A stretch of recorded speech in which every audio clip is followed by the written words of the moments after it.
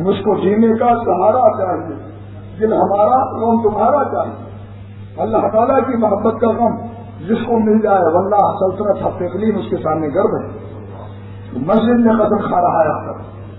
اللہ تعالیٰ کی محبت کا ایک ذرہ غم جس کو عطا ہو جائے، حق اقلیم 7 ملکوں کی سلطنت، یہ تو 7 نام لے لیا، ورنہ زمین و آسمان بھی اس کے مقابلے میں کچھ نہیں، سورج اور چاند بھی اس کے مقابلے میں کچھ نہیں۔ دلیل کیا ہے؟ ایک اللہ اللہ کرنے والا جب نہیں ہوگا قیامت آ جائے گی۔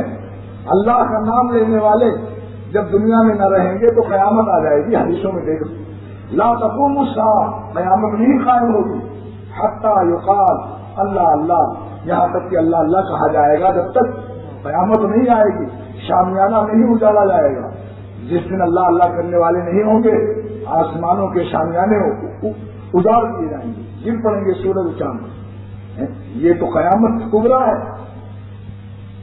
لیکن جو شخص دل میں اللہ کو رکھتا ہے، اللہ کے نام میں کوئی اثر ہے کہ جس سے سارا عالم قائم ہے، اور جس کے دل میں اللہ ہوگا، وہ کیا سارے عالم سے کم اپنے دل میں لیے ہوئے ہیں؟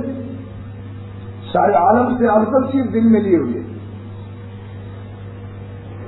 اور اس کی بھی دنیا اور اس کا سورج چاند دل میں آباد رہے گا، جو اللہ سے غافل نہیں ہوگا، جو اللہ کو درد بھرے دل سے، محبت سے، عظمتوں کے ساتھ یاد کرے گا، اس کے قلب میں کی دنیا اور اس کے دل کی سورج و چاند اور آسمان و زمین آباد رہیں گے، قیامت نہیں آئے گی۔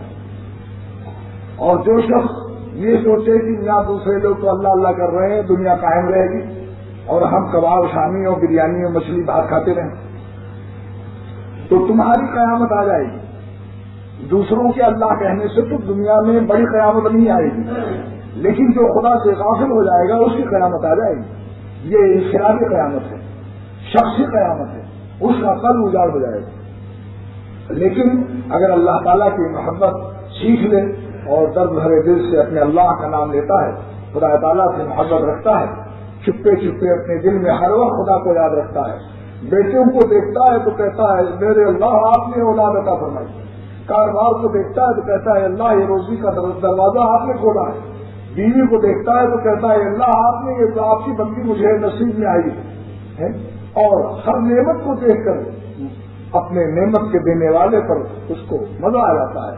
ہاتھوں کو دیکھتا ہے تو کہتا ہے سبحان اللہ، یہ انگلیاں آپ کی بنائی ہوئی، یہ خطوط آپ کی کھینچے ہوئی، تو ہر وقت میں اس کو مزہ آ رہا ہے۔ ایسے شخص کے پاس جو شخص رہتا ہے اس کا اجڑا ہوا دل بھی آباد ہو جاتا ہے۔ جن کے دل اللہ تعالیٰ کی محبت سے آباد ہیں، اگر ان کے ساتھ دن رات کچھ دن گزار دو سفر اور حضر میں، تو آپ کے ان لوگوں کے اجڑے ہوئے دل بھی انشاءاللہ تعالیٰ اس قلب کی برکت سے وہ بھی آباد ہو جائے گا۔